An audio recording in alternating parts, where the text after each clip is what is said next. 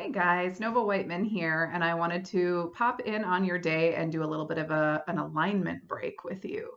It is my intention to do more of these where really I just pop in for a brief couple of minutes to share an aspect of alignment, a tip, a tool, an insight, a strategy, a technique that will ultimately help you get into alignment more often, stay there for longer periods of time, and recover to that space of alignment when you inevitably fall out because you are human. You are a spiritual being having a very human experience, and I really like to acknowledge that. So, today I want to dive into the really juicy topic of intuition, right? That's becoming more and more of a not only a mainstream topic, but it's more widely accepted in arenas that you wouldn't think or traditionally have not accepted it as being an actual, real, tangible thing, like corporations and businesses and whatnot. But more and more people, I think, are just waking up to that fact that, we do have an internal guidance system. We have an inner compass. We have an instinct, if you will, that allows us to sense more than what we might be observing with our physical senses, what we're seeing, what we're hearing, what we're tasting, smelling, touching.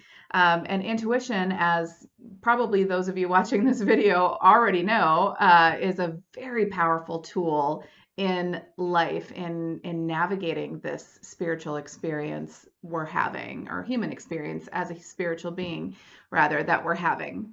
But it can also be really challenging. It can be really tough. Sometimes it can even appear to be conflicting. Like you think you're having an intuitive moment or intuiting something, and then maybe the evidence that follows appears to contradict it, or it doesn't pan out the way that you thought it would. And then you get all in your head about that because that's just what we humans do. So I wanted to share a couple of tips for accessing your intuition uh, more easily, more quickly, and with more consistent results. I could do a whole masterclass on the topic of intuition and why it sometimes appears that the evidence or the results don't match what you were intuiting. But I'm not going to do that today. I want to keep this short. But in short, I will say that sometimes it's just our interpretation of it is off. Not the feeling, not what we were sensing, but our interpretation. And also because sometimes we think we're accessing our intuition, but we're doing so from a misaligned or disconnected state. In other words, we didn't take the time to make sure that we were coming from that higher vibrating vantage point of energy, when in fact we were feeling something. It might have been a really loud and distinct feeling, and we called it intuition, but and maybe it was, but we interpreted it wrong. That's really hard to say, because we were down here. We were either super tired, we hadn't clicked in yet for the day, or we were overwhelmed or stressed, or something that just got us down on those lower vibrating emotions, where we don't have clear vision down here. We have clear vision up here. We can trust what we're seeing and interpreting and intuiting when we're up here. So it stands to reason that if you're ever going to appeal to your intuition, get up here first, right? You're going to hear me say the phrase get into alignment, and then a lot, if you follow my work, or if you follow Abraham Hicks, get into the vortex, and then that's where I got it from. So I'm going to use the example. There are many ways that a person can access their own intuition. And a lot of times it's just a feeling, right? It's an awareness that you have, and it's just so strong and it's so distinct that you can separate it from your other emotions and your other thoughts. That is one of the most natural ways that one can access their intuition. It's probably the most common way, but I don't know that it's intentionally used that way most commonly, because what do? We doubt ourselves. We second guess. We say, oh, that was a coincidence, or I'm just, being melodramatic or whatever. So it's usually not somebody's go-to move just to simply rely on the way that they feel. Although I encourage you to work that angle, because that's like the shortest, most direct path, right? We don't have to use tools like oracle cards, although I love oracle cards, especially, I have really strong intuition. I've developed it basically my entire life, or consciously since a teenager.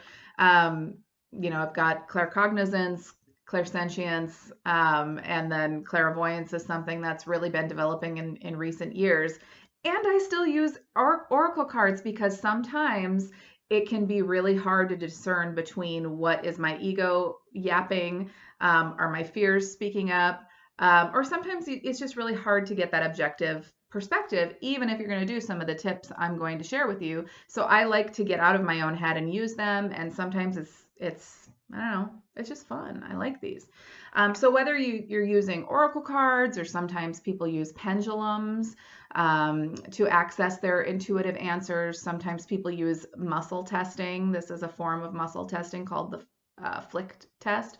Um, Whatever it is that you're using to access your intuition, this is what I highly recommend you do first to work your way up to that higher vantage point. Very first simple tip is just to like get present and take some deep breaths, right? That it's not just a stress management technique to focus on deep breathing. Yes, it calms the body down. Yes, it relaxes the mind. It gets you present though, and it actually raises your vibration. And that is what we're going to focus on here, is the vibrational components. The vibrational mechanics of all of this alignment stuff are really, it's super useful to understand them, because that's not open to interpretation. That's just simple. It's energy, it's metaphysics, it's quantum physics. So just taking some simple deep breaths. So if you ever follow anybody, such as myself, I occasionally do this, where they say, okay, pick from the 3 cards that I pulled for you today, and then use your intuition to guide you to which card holds your message. If you've ever done that and went, ooh, exciting, and then, ooh, I don't know which one it is. Oh, what if I get it wrong? Then just pause and take a deep breath. Just in through your nose, out through your mouth, and do that maybe 2-3 times. You're automatically going to climb that vibrational ladder to a higher vantage point where you can trust whatever your intuition is conveying to you. Now, I'll add a little extra tip to that tip. When you exhale, do an audible sigh. Go, you know the noise, you know the audible sound. We all do it, no matter where you are in the world, what culture or country you come from. That's like one of those universal things that we do. And you usually sigh and make that noise in a state of contentment, or a sigh of relief, or just, things are good. And the noise that you make actually triggers a chemical response in your brain to release more of those hormones that help you feel even better. And what happens to our energy when we do that? It climbs a little higher. So deep breath, audible sigh, really, I mean, I do that anytime I'm about to draw cards, or if I need to just pause and say, okay, how do I really feel about this? What is my intuition telling me? The other thing that you want to do is just set your intention or say a prayer for it. So if you're going to use cards, for example, I'll do this right now just for funsies.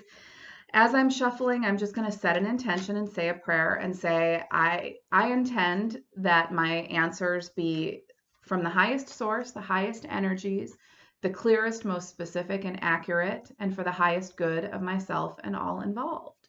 And just by sort of like setting that intention, you're actually setting the parameter to allow the most accurate answer to come through, for your intuition to come through, or guidance from your angels, guides, whoever, cosmic team, as I like to call them. If you don't do that, and you're drawing or pulling from like maybe just a tired place, or an emotional, like, quick, give me the answer because I need to feel better about this thing immediately, that's when you're probably going to muddle the connection, and maybe get an answer that doesn't resonate or doesn't make sense, or leads you down a rabbit hole that you don't need to go down. So set, a specific intention or guideline. And also, I'm going to say, I'm going to pull one card. Okay. Because have you ever done that? You Oracle card people, have you ever like silently intended to pull one card, but then you're like, maybe I'll just pull 2 more, but then they don't make sense? Well, set the intention ahead of time. Then, the energy that's working through you knows what it's going to work with and can give you the best answer. So I'm just going to simply say my prayer. I intend to pull a card from the highest source, highest energies, for the highest good of all involved. I'm going to pull one card, and I'm just going to simply ask, what message do we all need to hear today that will be to our highest benefit and highest good? And then just listen to when you feel like you need to stop and the card that I pulled was Six of Air. Now, this is a video, this is a pre-recorded video, so when that happens, I always like to point out that it's timeless. Whenever you watch it is the moment that this message is likely to be most relevant to you, even if it's months later. Time and space are cool like that. So I'm using Colette Baron Reid's The Good Tarot deck, FYI, short and sweet and to the point cards and very uplifting and positive interpretations. So Six of Air, rite of passage, a necessary change in thinking to gain greater wisdom. How apropos for the topic that we're talking about. However turbulent the waters at the moment, I trust that if I create calm within, my outer conditions will soon be calm too. So create that calm inner state before you try to access your intuition. I am conditioned to expect troubles ahead, but I have shifted my awareness and know that I can choose to believe that stepping into the unknown will bring me to what I truly desire. I am in a transition to something better. So I'm using this as an example, but that's also a message for you. Tap into your intuition to see how it lands and what it means to you. So, setting the prayer, setting the specific intention and guidelines. And then another tip with your intuition is to follow up on it, which is easiest to do if you're using sort of like a tool like this, like oracle cards. So I always take a snapshot of the picture or of the card that I draw for myself. So if I, for example, draw a card for the day and I'm trying to intuit the like predominant energy or themes of my day or the challenges or the gift or opportunity, I'll take a picture of that. And then at the end of the day, I'm going to revisit it and say, okay, how did that show up? And what's really cool about that is it's helping you connect some dots and bring things to your conscious awareness, which is always in support of your alignment and your ability to live in alignment with who you really are. But it builds up your sort of vibrational, spiritual confidence in this stuff, right? Because let's face it, we're human. We weren't taught any of this stuff. It hasn't been mainstream for the longest time. So there is a part of you that might doubt it, that might say, is this all bullshit? So, put it to the test. Maybe it is, but maybe it isn't. So check in with the messages that you receive. If you get a feeling, write it down so that you can revisit it to see how it was relevant in your experience. As you build your vibrational confidence with that and your conscious competence with it, then it becomes even more useful and reliable.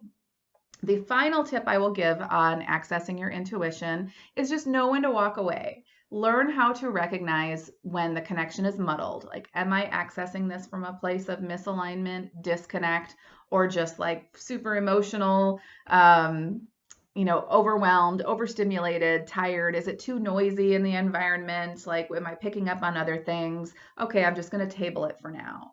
Or if you're utilizing your pendulum or, oracle cards or tarot cards, and you just keep pulling them and going down that rabbit hole, know when to stop and walk away. It's probably you're on overstimulation, over empathetic drive right there. So just take a beat, take a pause, come back to it when you are naturally feeling up here or you've worked your way up here. But the bottom line, guys, is get up here first and then interpret what you are intuiting.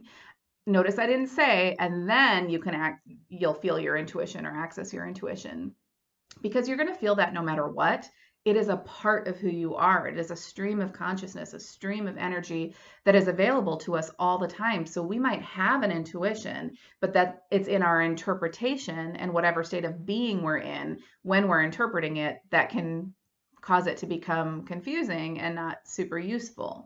So just try a few of these tips, play with it, take note, write down your observations, your experience, and see how it helps you. That is your alignment tip and alignment break for today. I did it under 15 minutes. I'm so proud of myself. Have a great day. Until next time.